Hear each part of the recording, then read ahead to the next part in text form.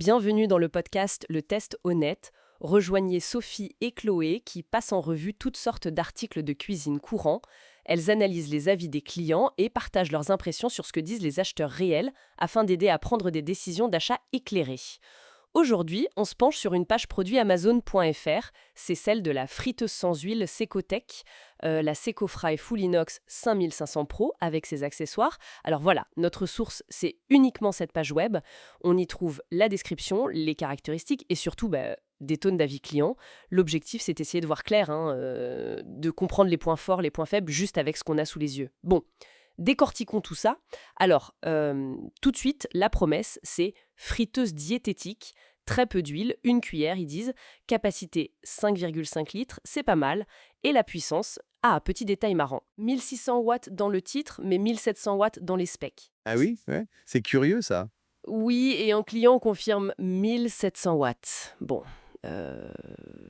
peut-être une coquille, ou alors une puissance différente, nominale, versus max, je sais pas. Possible, ouais. En tout cas, elle vient avec des accessoires en silicone, ça c'est bien. Oui, et si on regarde les caractéristiques techniques, ce qui est intéressant, c'est qu'ils essayent de combiner deux choses. D'un côté, la facilité avec leur technologie, Perfect Cook. Bon, le nom est un peu marketing, hein.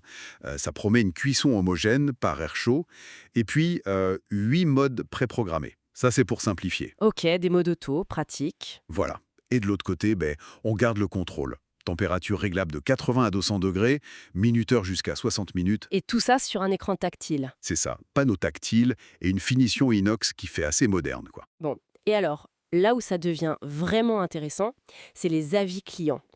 Plus de 8300 évaluations, c'est énorme comme base. Ah oui, là on a de la matière. Et la note moyenne, c'est 4,3 étoiles sur 5. Plutôt bon signe, non? A priori, oui. Amazon a même un résumé fait par IA qui dit que les gens sont contents de la fonctionnalité, la qualité, la rapidité, la facilité d'utilisation, le prix, le design, enfin de tout quoi.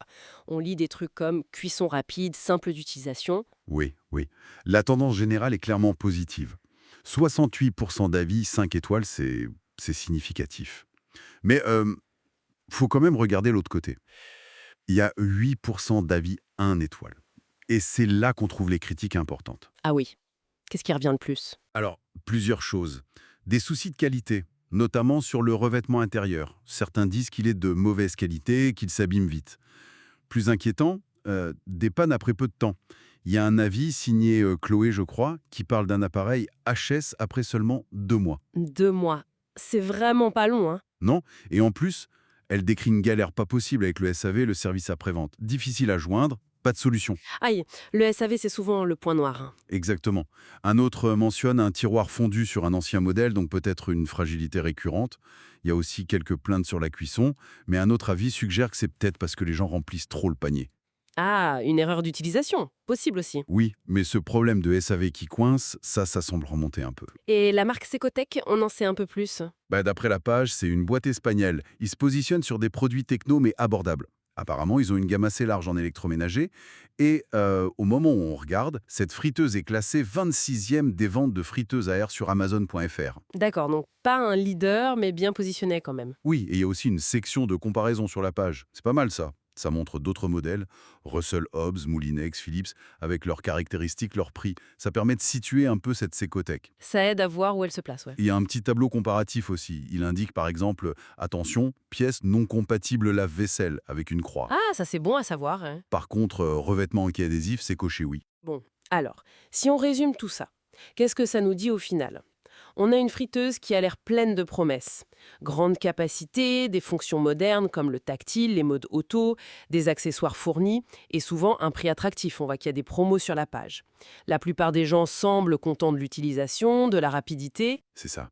Mais, Mais mais voilà, cette page, elle illustre bien le dilemme de l'achat en ligne, quoi. D'un côté, c'est alléchant sur le papier et pour le portefeuille. De l'autre, il y a ces quelques avis négatifs, certes minoritaires, mais qui soulèvent des doutes sur des trucs essentiels. La durée de vie du revêtement, la fiabilité générale, et surtout ce SAV qui semble poser problème à certains. c'est vrai. Et ça soulève une question importante, en fait. C'est quel poids on donne à ces avis négatifs, surtout quand ils sont très précis. Face à une majorité d'avis positifs, mais peut-être plus généraux, pas facile de trancher. Tout à fait. Et pour finir, une petite question pour réfléchir. Cette page nous donne plein d'infos, c'est sûr. Mais qu'est-ce qu'elle ne nous dit pas? Par exemple, la fiabilité sur, disons, 2 ou 3 ans? Est-ce que ça tient la route? Ou même l'aspect sain? Est-ce que c'est vraiment beaucoup mieux que d'autres cuissons? Peut-être que ça demande d'aller chercher un peu plus loin avant de se décider. Vous venez d'écouter un épisode du podcast Le Test Honnête. Nous vous aidons à prendre des décisions éclairées, une critique de produit à la fois. À la prochaine fois.